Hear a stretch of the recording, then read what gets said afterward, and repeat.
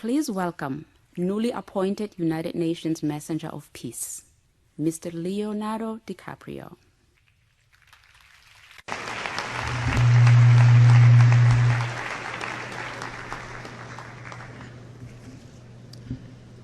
Thank you, Mr. Secretary General, Your Excellencies, ladies and gentlemen, and distinguished guests. I am honored to be here today. I stand before you not as an expert, but as a concerned citizen, one of the 400,000 people who marched in the streets of New York on Sunday, and the billions of others around the world who want to solve our climate crisis. As an actor, I pretend for a living. I play fictitious characters, often solving fictitious problems. I believe that mankind has looked at climate change in that same way, as if it were a fiction, as if pretending that climate change wasn't real would somehow make it go away. But I think we all know better than that now. Every week we're seeing new and undeniable climate events, evidence that accelerated climate change is here right now. Droughts are intensifying, our oceans are acidifying, with methane plumes rising up from the ocean floor. We are seeing extreme weather events and the West Antarctic and Greenland ice sheets melting at unprecedented rates, decades ahead of scientific projections. None of this is rhetoric, and none of it is hysteria. It is fact. The scientific community knows it, industry knows it, governments know it, even the United States military knows it. The chief of the U.S. Navy's Pacific Command, Admiral Samuel Locklear, recently said that climate change is our single greatest security threat.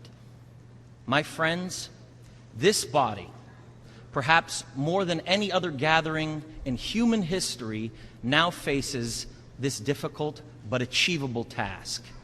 You can make history, or you will be vilified by it.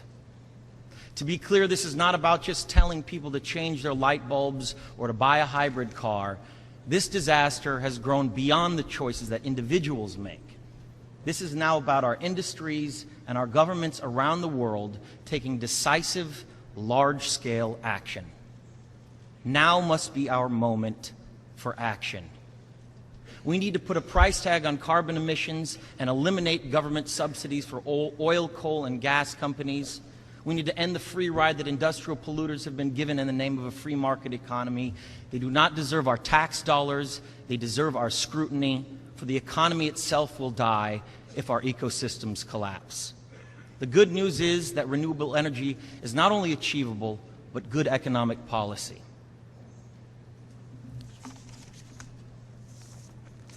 This is not a partisan debate. It is a human one. Clean air and a livable climate are inalienable human rights. And solving this crisis is not a question of politics, it is a question of our own survival.